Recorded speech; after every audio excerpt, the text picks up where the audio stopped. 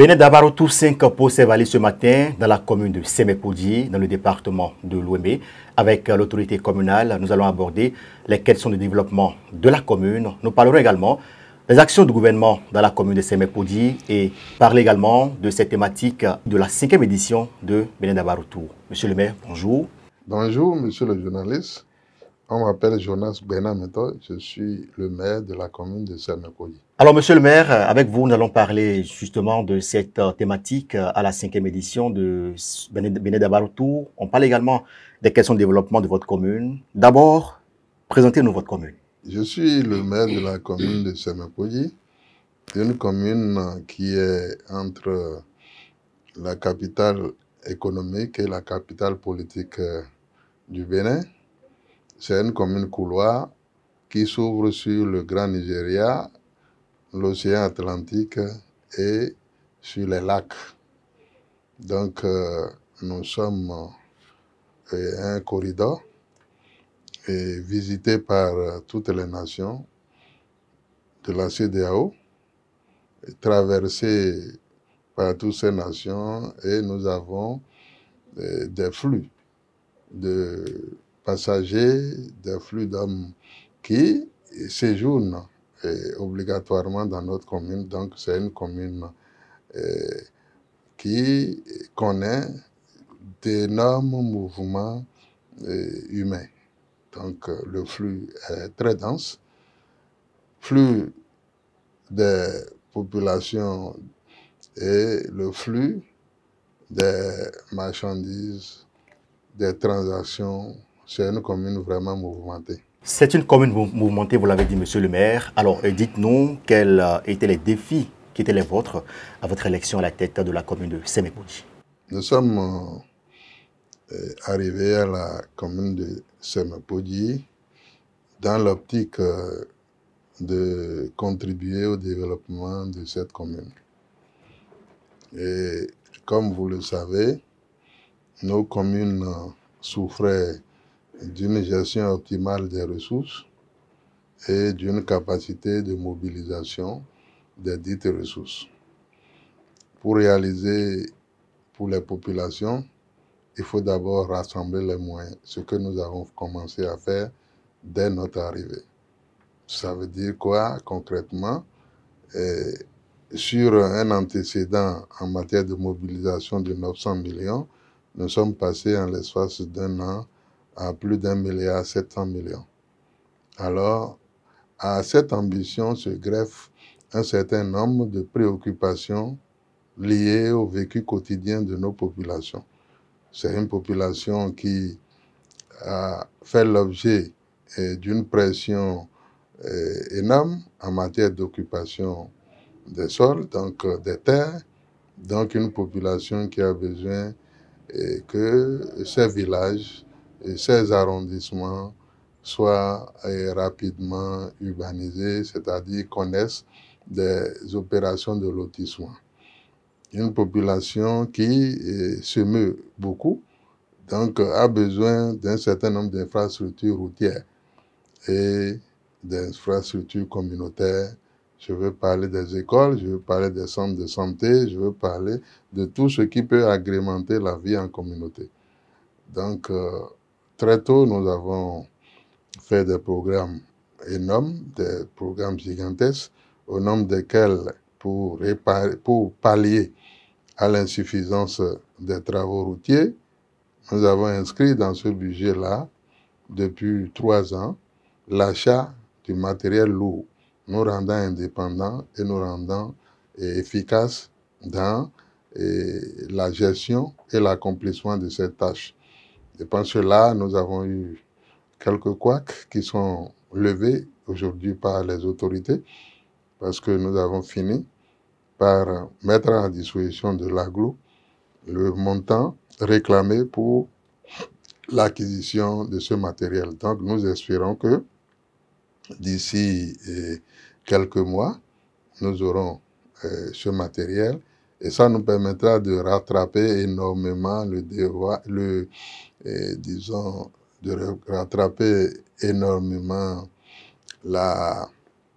retard connu par l'accomplissement de cette tâche à cause des procédures auxquelles personne, aucune commune ne pourrait échapper. Donc là, soyez rassurés, dès que nous avons notre matériel, en quelques mois, vous verrez tous les changements. Nous n'aurons plus besoin de passer par les marchés avant de régler les problèmes. Donc il suffit d'avoir une vision claire, une programmation claire pour que ce qui devrait être fait en 2 ans par le labyrinthe des marchés soit fait en quelques 6 mois, en quelques mois. Donc ça, c'était une option que nous avions et ce que nous poursuivons. Au niveau des écoles, nous avons lancé plusieurs chantiers. Ces chantiers ont connu dans le temps des difficultés, mais ces difficultés sont en train d'être levées et nous croyons que le nouveau programme, le nouveau budget de 2025 est un budget très ambitieux qui a pris en compte non seulement tout ce qui est en attente, mais a fait de larges ouvertures, de véritables compléments dans chacun de ces secteurs-là. Je pense que en matière sociale, d'actes et de règlement des instances, les difficultés sont de moins en moins criardes parce que l'État est en train de nous assister pour un certain nombre de projets. Oui, monsieur le maire, les défis étaient grands à votre arrivée à la tête de la commune de Sémé-Podji et dans ce sens, vous avez mené plusieurs actions. Dites-nous aujourd'hui, 4 ans après, et quel bilan vous faites? C'est heureux de se rendre compte que de l'effectivité des actions programmées, tant en matière de conception qu'en matière d'opérationnalisation. Parce que j'ai parlé de la pression qui fait que les habitants ont hâte de connaître le sort de leur propriété. Vous voyez aujourd'hui, dans la sphère des lotissements, l'arrondissement des Pères, tous les chantiers sont lancés. Tous les villages de l'arrondissement des Pères sont aujourd'hui en chantier en ce qui concerne le lotissement. Il y a des villages où nous avons déjà dépassé 80%. Il y en a qui ont connu déjà les opérations d'implantation et qui entrent dans la phase active en ce qui concerne les recasements. Donc ce chantier vu de l'extérieur avant notre arrivée et qui était une priorité n'a pas du tout été mis de côté.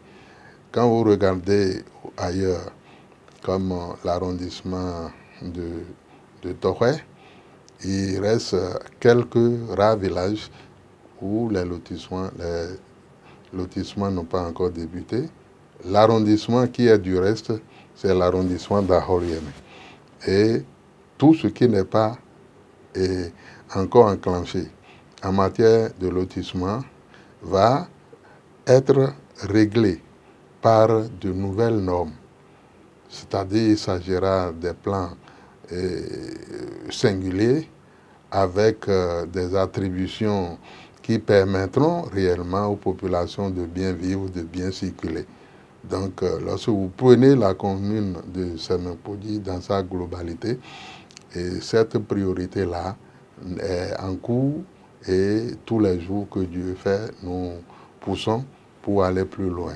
Le hic, c'était au niveau de l'hygiène, mais nous avons eu les dernières décisions de l'ordre des experts qui a permis d'attribuer ces chantiers qui étaient dans l'ancien temps la propriété ou qui étaient rattachés par des contrats à l'hygiène qui est sortie de ces travaux. On nous autorise désormais à contracter avec leurs sous-traitants. Ça veut dire que d'ici février, tous ceux qui étaient en instance tout ce qui paraîtrait ne pas avoir de solution a trouvé désormais un dénouement pour que ça embrase tous les villages, ça embrase tous les arrondissements où les lotissements ont déjà débuté. Donc c'est une œuvre salutaire. Nous profitons pour remercier l'Ordre des experts parce que ce goulot d'étranglement, une fois levé, les populations verront l'accélération avec laquelle ce besoin sera accompli, ce besoin verrait sa solution à leur porte. Alors, monsieur le maire, à vous entendre, c'est que vous avez impacté positivement la commune de Sémé-Podji durant les 4 ans que vous êtes en train de passer à la tête de cette commune. Alors, dites-nous, aujourd'hui, quelles sont les actions du gouvernement dans votre commune Sémé-Podji? En fait, il n'y a pas d'action propre à la commune. Et toutes les actions sont dues à l'impulsion du gouvernement. Que ce soit les travaux de lotissement, vous avez le gouvernement à travers son ministère de cadre de vie qui est très actif. Donc l'impulsion vient toujours du haut et nous le bras opérationnel. Nous sommes le bras opérationnel dans un certain nombre de domaines. Mais en dehors de tout ça, vous avez vu des écoles, nous avons été malheureusement décoiffés par endroits la rentrée dernière par un vent, et c'est le gouvernement qui, avec les mesures d'urgence, est venu et coiffer pratiquement le CEG de Sémé-Podji. Mais ça, ce sont les actions quotidiennes. Les grandes actions qui sont liées au PAG, nous avons bénéficié d'un projet qui, en réalité, doit nous permettre de relier très rapidement Cotonou à la commune et à l'arrondissement d'Ekpé, en passant par la route que nous appelons la route Sekandji-Ekpé. Et cette route, c'est un projet du gouvernement, financé bien sûr par l'AFD, qui a mis 4 milliards à la disposition pour réaliser cette infrastructure. Le projet peine, non pas par la faute du gouvernement, mais par la faute non pas la faute de la mairie ni du gouvernement, mais par la faute de l'entrepreneur qui en réalité ne semble pas être à la hauteur de la tâche, malgré qu'ils aient présenté des cahiers de charges qui semblaient répondre aux impératifs. Mais le gouvernement est en train de changer la méthode et aujourd'hui, ça continue à son rythme. Ensuite, vous avez le projet, le PAVS qui, en réalité, va nous permettre de désengorger en matière d'eau Sekandji, en passant par le CEG Sekandji, un canal à ciel ouvert est prévu pour drainer les eaux jusqu'au lac. Lorsque vous avancez un peu vers, disons, PK10, la zone où on appelle Bahokon, en passant par le CEG2, le même ouvrage est prévu pour drainer toutes les eaux jusqu'en profondeur. Je pense que ce projet fait déjà près de 6 milliards de francs. Nous avons déjà procédé à la remise du site à l'entrepreneur, mais vous continuez, vous verrez la grande réalisation qui est en cours et qui traverse majoritairement Sémé-Podji. Il s'agit de la double voie Carrefour Sémé-Podji et qui atteint Port-Nouveau par un nouveau pont. Ça, c'est un ouvrage que vous tous vous constatez et qui est vraiment un ouvrage d'importance. Mais en dehors du pont, tout l'ouvrage est dans Sémé-Podji. En dehors du pont, qui va relier Sémé-Podji à Port-Nouveau, tout le reste de l'ouvrage est dans Sémé-Podji. Je ne peux pas oublier non plus la voie de Séné-Concorde, qui, en grande partie, se trouve dans la commune de Semepodji. Donc au niveau des grands travaux, Semepodji n'est pas du reste. Seulement ce que la population déplore et ce qui fait souvent des commentaires, c'est que ces ouvrages réalisés, les voies, ne permettent pas réellement de donner satisfaction à l'intérieur de la commune. Et c'est pour ça que la population, nuit et jour, demande à l'État central d'initier de nouveaux projets pour que l'asphaltage soit plus ressenti, car elles attribuent la voie à Ciné Concorde, la voie à Carrefour, à une voie qui sert tout le monde, et non pas dans sa grande exclusivité la commune de Semepodji. Donc voilà un peu les griefs que nous essayons de calmer nuit et jour. Et nous pensons que le gouvernement est à notre écoute pour que certaines voies principales, comme la voie Basile Badi Keton, qui permettra de relier l'arrondissement de Ahol-Yémen rapidement en passant par Diefa et passer et rejoindre Porte-Nouveau sans prendre par la grande voie. Nous avons une voie qui quitte Kraké, la voie Tongo, qui passe par Odé pour rejoindre Diregbé. Ce sont des voies vraiment capitales pour la population et nous souhaitons que le gouvernement nous écoute pour que ces voies, une fois qu'elles vont s'ajouter à ce qui est réalisé, aucun individu ne pourrait encore nous affronter avec ces arguments et tout le déballage qui se fait entendre aujourd'hui.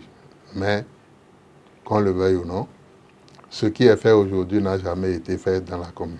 Le gouvernement du Bénin fait beaucoup pour la commune de Semepodji. Les populations émettent encore des attentes. Oui, on ne pourra pas parler de Semepodji sans parler de culture, monsieur le maire.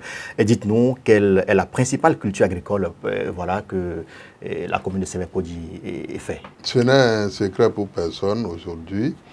La commune de Semepodji est la commune phare en matière de maraîchage au Bénin. C'est des dizaines d'hectares qui sont emblavés par les populations et le circuit de vente est très huilé parce que nous avons à côté de nous le Grand Nigeria qui consomme au fur et à mesure que c'est produit. Donc aujourd'hui à Semepodji, c'est le maraîchage qui est l'activité leader en ce qui concerne l'agricole, en ce qui concerne le secteur agricole.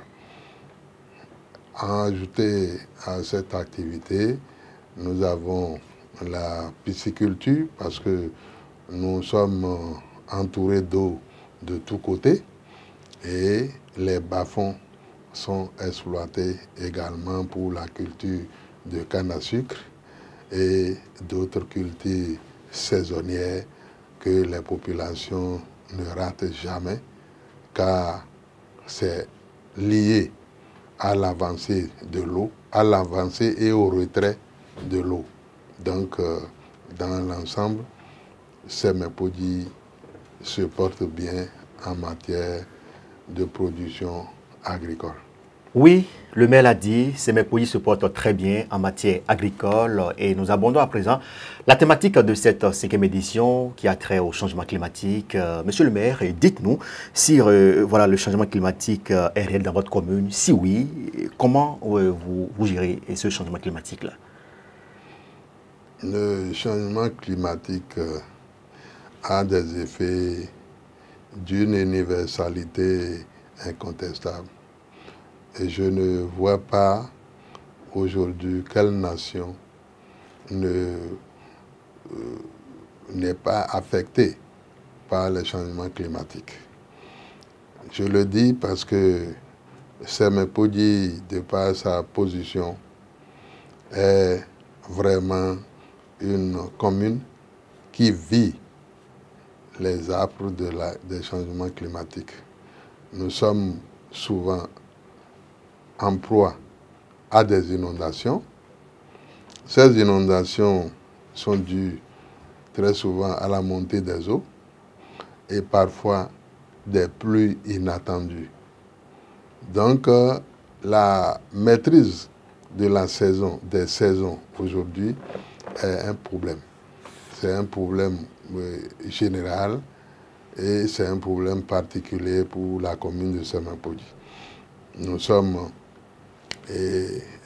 liés par le destin dans cette agression de la nature et une agression qui est due effectivement par nos faits quotidiens. Nous n'avons pas su protéger la nature en son temps. Nous nous sommes réveillés tardivement. Donc nous sommes tenus de gérer les changements climatiques. Ces changements nous obligent à avoir un certain nombre de réflexes et avoir un outil de prévision. Dans cette optique, vous avez les points d'alerte qui sont déjà installés au niveau des zones inondables. Ces points d'alerte qui sont surveillés par des points focaux permettent à chaque instant de prévenir et de prendre à temps les dispositions pour éviter un certain nombre de déconvenues. Donc, si les points d'alerte sont placés à Semapodji, ça veut dire que c'est indéniablement un champ fertile pour les effets des changements climatiques. Donc, Semapodji ne fait pas l'exception. Nous vivons à plein temps les changements climatiques et avec l'effort du gouvernement et des institutions spécialisées, nous les gérons à plusieurs niveaux. Il y a des fonds même qui sont prévus, c'est fonds 4, et qui permettent une réactivité pour répondre et faire face à... Il y a des fonds qui sont prévus dans le budget de la commune à cet effet. Donc, les changements climatiques, c'est le nouveau modèle de vie et de l'humanité.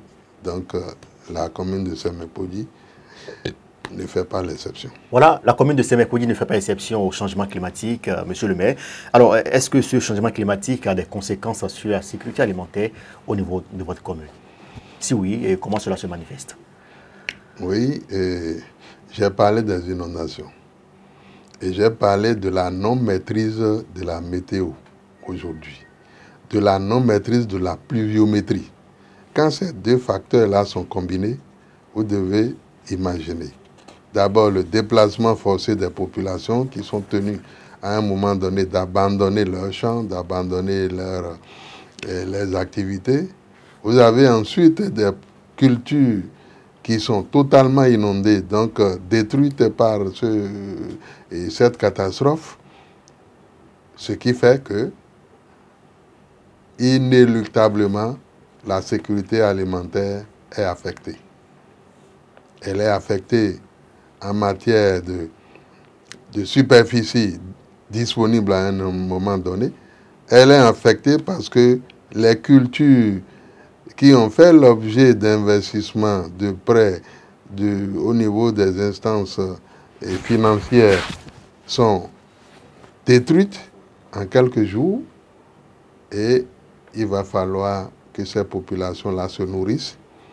Il va falloir que ces populations-là puissent réellement trouver des abris, inscrire les enfants, payer la scolarité, payer la dette, tout ça, ça agit sur la productivité de la population qui ne peut plus produire à plein temps. Donc, affecte ainsi la sécurité alimentaire et l'État ne manque pas à travers le Fonds 4 de venir au secours des populations dans des situations si dramatiques. Et oui, vous l'avez mentionné, monsieur le maire, le changement climatique affecte notamment la sécurité alimentaire au niveau de la commune de Semekpodji. Et dans ce sens, parlant de cette édition, nous avons bénéficié de l'accompagnement de la FEM KDK, une FEM située dans la commune de Tchaourou. Et cette FEM a décidé de mettre à disposition des mairies qui nous reçoivent une demi-bourse pour le lycée et une demi-bourse également pour l'université. Alors, monsieur le maire, dites-nous quel est votre mot face à cette initiative-là de la FEM KDK?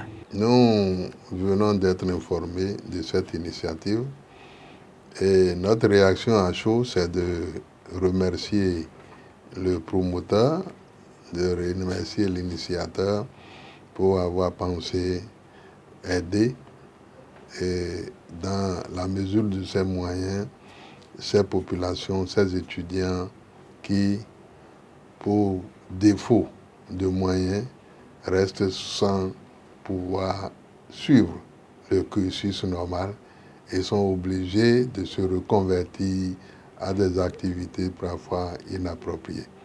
Donc nous remercions le promoteur et nous pensons que cette initiative soit quand même reprise et amplifiée avec l'assistance d'autres fonds pour que l'impact soit plus visible sur le territoire national. Donc, vous avez parlé d'une bourse et d'une demi-bourse. Deux demi-bourses. Deux demi-bourses. Nous verrons dans quelle mesure sélectionner ces bénéficiaires-là pour que vraiment cette initiative soit porteuse de fruits et puisse aider au développement de notre commune.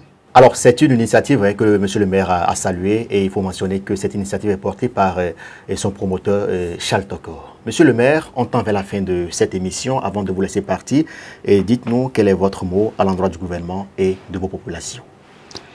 Merci. On vous remercie pour l'initiative et nous pensons que cette initiative mérite d'être encouragée. Encourageons le promoteur qui a permis que nous soyons informés d'une si belle initiative au profit de nos apprenants. Disons au gouvernement que nous sommes fiers de tout ce qui se réalise et disons également au même gouvernement que certaines voies à l'intérieur de la commune méritent d'être prises en compte pour parfaire l'œuvre salutaire qui est en cours de réalisation. En ce qui concerne notre population, nous voudrions inviter la population à la patience.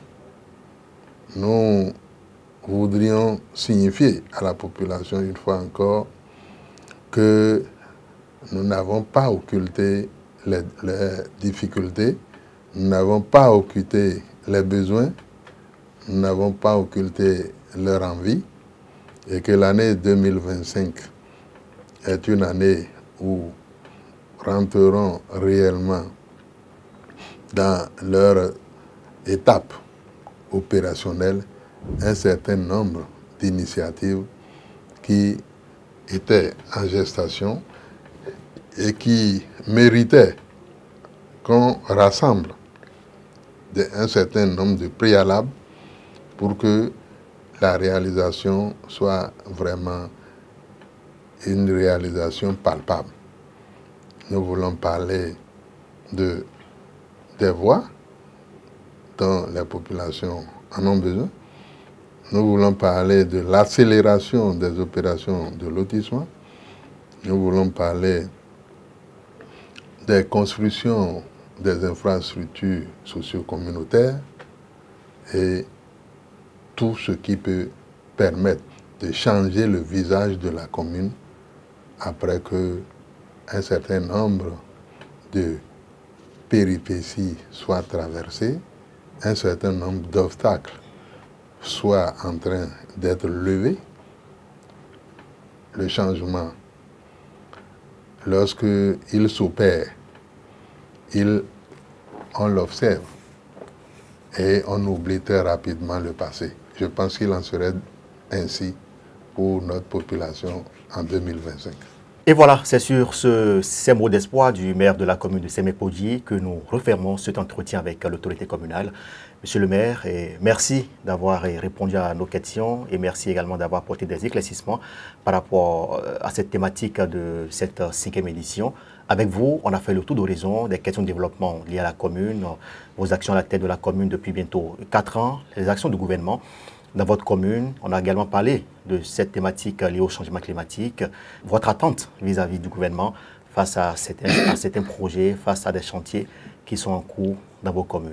Merci de nous avoir suivis, chers internautes. Portez-vous bien et à très bientôt.